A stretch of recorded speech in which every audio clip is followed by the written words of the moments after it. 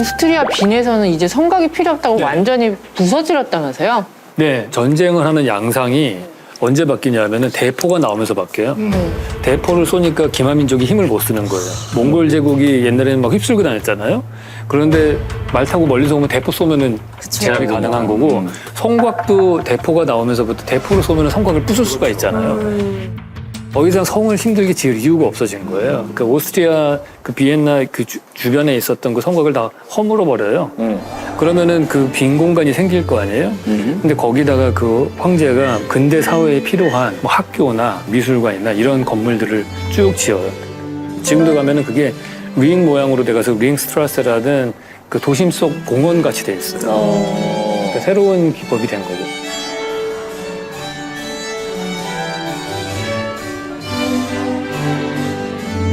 아니 근데 제가 얼마 전에 이탈리아 토스카나 지방 갔다 왔는데 예. 거기는 되게 오래된 성곽들이 되게 많고 그 안에 그 중세 도시처럼 아예 사람들이 살고 있어요. 지금도. 네, 그렇죠.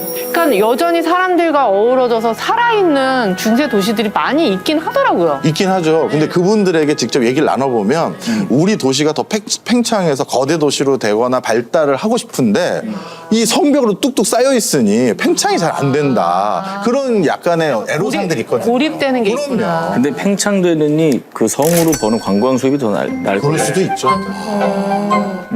만리장성도 뭐 넘어가느니 몇 명이 오는데 거기를. 맞아.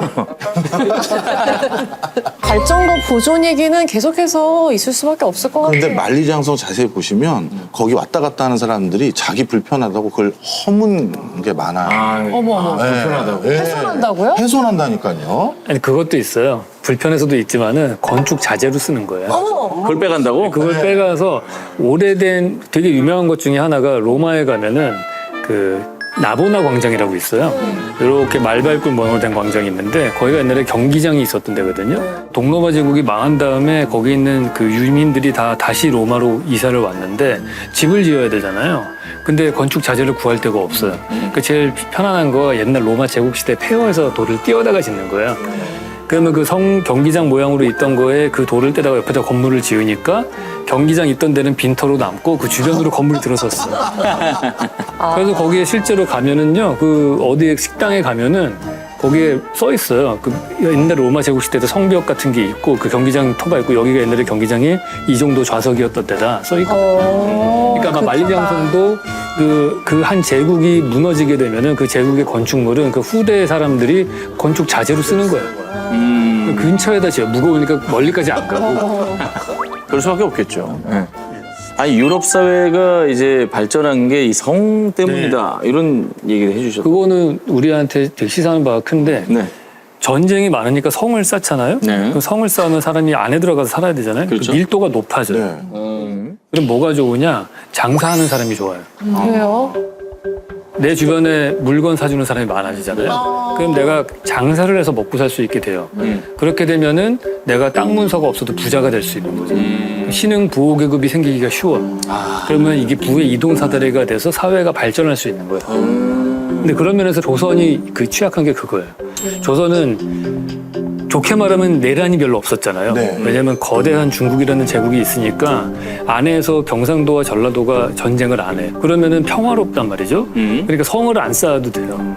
그리고 높은 성을 쌓을 수도 없어. 비가 많이 오니까. 그러니까 그런 문제가 뭐냐면은 농사를 지어서 먹고 살아야 되니까 누가 부자가 되느냐? 땅 문서 물려받은 사람만 부자가 돼. 지주들. 그러니까 부의 대물림이 강한 사회인 거예요.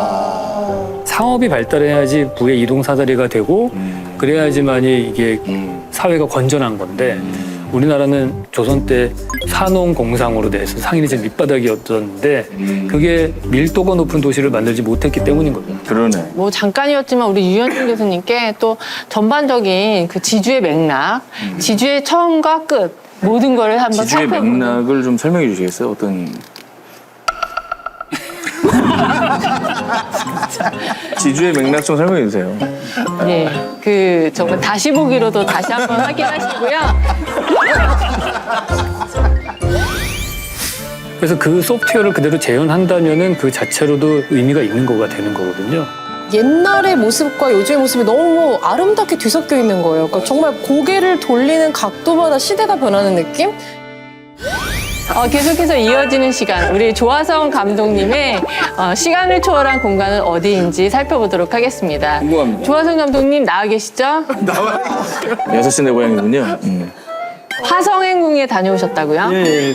아유, 제가 이야기하려고 했는데 저희 화성행궁을 갔다 왔는데요.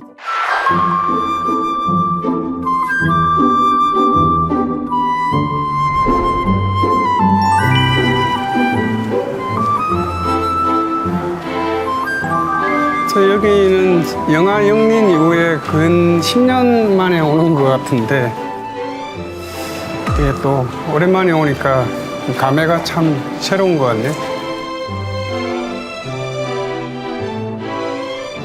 이 왕이 지방에 1년에 한두 번 배워오는 공간? 지금 현대로 치자면은 일종의 세컨하우스.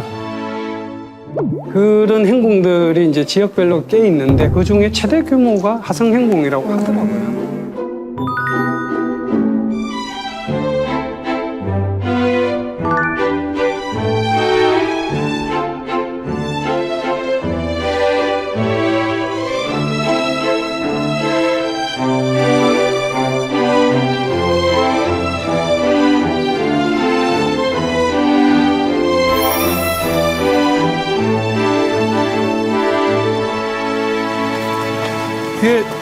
이게 보통 영화나 실제 우리 한옥의 특히 궁을 보면은 왜 기둥이 궁 안은 기둥들이 왜 다 빨간색일까? 이게 빨간색, 녹색 저 위에 있는 뭐 대돌보, 공포 뭐 저런 데 있는 단청 보통은 우리가 일반적으로 저런 지점 임팩트 있는 것만 단청이라고 생각하는데 이거 자체가 컬러가 단청이고 레드가 주는 강렬함, 좀 강하게 보이게 하기 위해서 특히 빨간색을 많이 썼다는 이야기가 있고, 이 녹색은 사람들이 생각할 때 좀 안정감을 가지는 평화롭고 정서적이고 그 차원에서 이제 녹색을 많이 섞었다는 이야기가 있어요. 아니 근데 화성행궁 단청을 보시고 이영애 씨 생각이 났다. 아, 이거 지난주에 이어서 또 논란이 일겠는데요. 지난주에 있으신 분이시는데. 한옥을 보고 수지 씨를 떠올리시더니. 너무한 것 같아. 아니, 가정이 있으신 분이라는 거. 가정이 있으실 텐데 너무 하시는 것 같은데. 뭘 보면은 함께 했던 그 배우들이 자꾸 생각이 나네요. 그럴 수 있죠, 뭐. 예. 특별한 이유가 있으신 거예요? 이게 궁금하시다고 하니까 뭐 알다시피 다른 장면보다 진짜 이제 아직도 강렬해서 포스터인데 이 두 지점의 공통점은 그런 것 같아요. 붉은색, 그죠? 눈 화장 붉은색이라든가 뭐 그런 걸 상징하는 초록과 이게 이제 빨간색이 있는데 그 빨간색이 원체 강렬하다 보니까 엄청 화제였죠, 그때. 사실 친절한 검자 씨의 눈 화장은 사실은 빨간색이 아니었었어요. 그냥 어두운 다크서클처럼 그런 느낌이었거든요. 원래 시나리오에 그렇게 되어 있어요. 시나리오상? 근데 저희 생각은 아니고 메이크업 아티스트가 빨간색을 보고 이는 여자인 몸으로 뭔가 강력한 재미식이랑 복수하기에는 너무 연약해 보이니까 나는 결코 약하지 않다. 이런 의미를 주기 위해서 빨간색으로 했으면 좋겠다. 그렇게 해서 이제 빨간색 잘하신 거 같아요. 눈화장이 가면서 그녀의 마치 그 키워드처럼 다 포함시켰거든요. 그분이 올드보이 때 최민식 씨 머리 있잖아요. 딱 맞아. 헤어스타일을 또. 똑같은 과정이었어요. 그분 잘하네. 자, 우리나라 궁의 단청. 그게 아마 불굴단의 푸르청이겠죠? 아니, 난 그 생각을 해서 이게 초록색과 붉은색이니까. 근데 왜 초록과 붉은색을 궁에서 썼다고 생각하세요? 그게 우리나라 단청만의 특징이에요. 일본은 아예 단청이 없고 중국은 단청 쓸 때 노란색 이런 계통 쓰거든요. 근데 우리나라는 붉은색과 그 자주색을 많이 쓰는데 동양 건축은 기둥으로 만들잖아요. 기둥으로 만드니까 창문이 커요. 그러면 안에서 밖이 잘 보이잖아요. 그래서 기본적으로 양쪽 기둥이 액자같이 프레임을 하는 거예요. 기둥과 위에는 단청, 그 지붕 처마가 딱 가리게 되잖아요. 그래서 딱 미음자로 그 프레임이 만들어지는데 바깥에 보이는 풍경은 대부분 다 나무잖아요. 숲. 그러니까 숲에 제일 많은 색깔은 녹색과 자주색이거든요. 그 바깥 풍경을 딱 볼 때 뭐가 제일 걸리겠어요? 처마가 역광이니까 시커멀 거 아니에요. 일반적인 색깔로 칠을 하면은 어두워 보일 거예요. 근데 명도 채도를 확 밝게 하니까 역광이어도 진짜 랜드스케이프가 쫙 이어지는 것처럼 보여요. 야, 그걸 진짜 고려했을까? 근데 분명히 했을 것 같은 게 옛날 우리 선조들은 항상 1인칭 시점에서 설계를 했거든요. 그래서 1인칭 시점에서 명도 채도를 보통으로 하면은 그게 이제 이어져 안 보이니까 더 밝게 하지 않았을까. 아니 근데 조 감독님 그렇게 행궁에서 똥 얘기를 이렇게 한참 하셨다고. 똥이요? 네.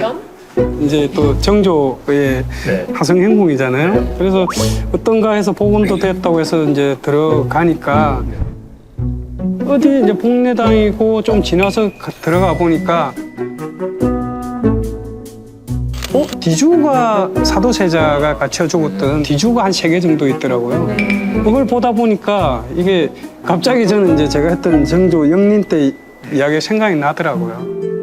네, 그때 왕을 설명하기 위해서, 정조를 설명하기 위해서는 항상 사도세자의 디주가 나오는데 이게 촬영할 때도 실제와 같아야 되니까 이 정도 공간 크게 비례가 틀어지지 않는 선에 조금 크게 만들어가 실제 배우가 들어가서 찍었던 생각이 나고, 사실 실제 배우 들어가는 장면부터 문 닫고 하는 것까지 찍을 때는 들어가서 몇 분 동안은 여 안에 있어야 되는 거거든요. 그것도 어떠냐고 물어보면 굉장히 고통스러웠다고 하는데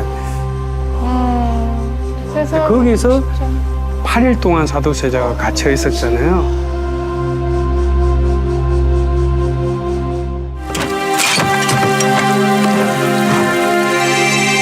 그러다 보니까 그 안에 이제 저희는 이 정조의 아버지의 어떤 부분을 보여줘야 되는 거니까.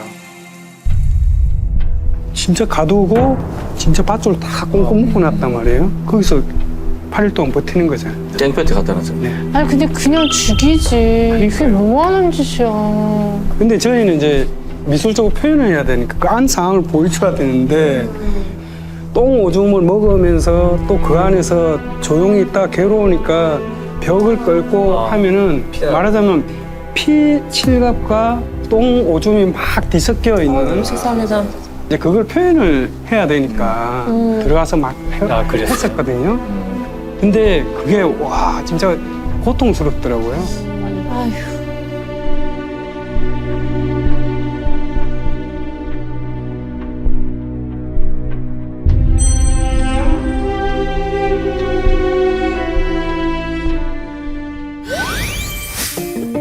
복원과 그대로 유지된 게 함께 있는 게 좀 재밌어가지고 이걸 본 거고요.